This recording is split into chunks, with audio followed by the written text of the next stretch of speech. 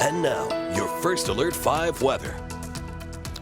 You know, we had a pretty big storm in Texas when even days later, there's still snow cover on the ground. This is a satellite loop of the snow cover from a SERA program at Colorado State University. It uses that new GOES-16 satellite to take imagery. And yeah, I mean, the snow cover right down towards the Houston area, but south to the Gulf. Some melting there. This is still some pretty incredible coverage. And actually, if you look at parts of New Mexico, there's more snow on the ground in Texas than over towards some of the mountain areas. Or at least that's what it looks like from the radar loop. Now, Colorado's had some snow cover, but we're melting that down a little bit. Although, look at the slop out in the middle of the roadways here. This is Tejon in downtown Colorado Springs.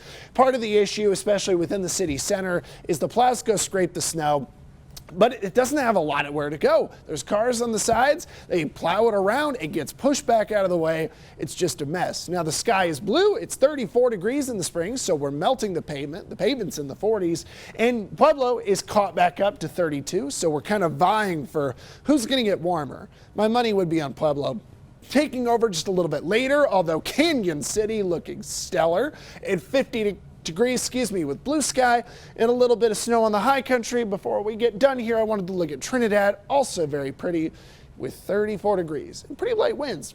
Temperatures are warmest in Canyon City, still pretty chilly in La Junta and the Plains, but the Plains are probably happy to get above 20. Didn't happen very often this week. Now, our satellite and radar feeds, we've got our own snow cover out across the plains here, but also a little bit of snow still happening over the high country. When we look at how much is expected to fall through the next couple days, a lot of this is today's accumulation. But you know what? Not bad. 2 to 3 inches around the Breckenridge Winter Park area. Monarch, inch and a half through Sunday. Well, that'd be fantastic. Now, highs tomorrow, because we're looking at snow potential here, are going to be in the 40s and 50s during the daytime. If the front lags a little bit towards the evening like we forecast, this should be a pretty good lock on temperatures, but we are expecting a cold front to move on through at the end of the day. Again, in the Pikes Peak region, the front probably drops in at about 6 o'clock, and there could be some showers or flurries that follow the front this tomorrow evening. But I think the main story is probably that there's going to be some snow that uses the upslope north wind to drop snow in the northern El Paso County area, and that's about it, because downslope dry winds take effect, and look at the modeling. It kind of gets the physics there.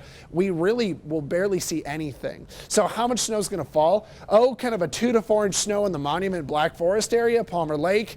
And I mean barely anything, like a half inch at best towards Trinidad and Walsenburg. And when you break it down even more, I mean, you live north of Woodman Road, you can see a little snow. This is Saturday night. You live south of Woodman Road, you might see snow, but it just won't collect. So the 7-day forecast after that Saturday night snow could be a little slick up north Sunday morning. We're in the 50s on Monday. And then when we look to next week, there is a snowstorm possible Wednesday and Thursday. And it might be a good one.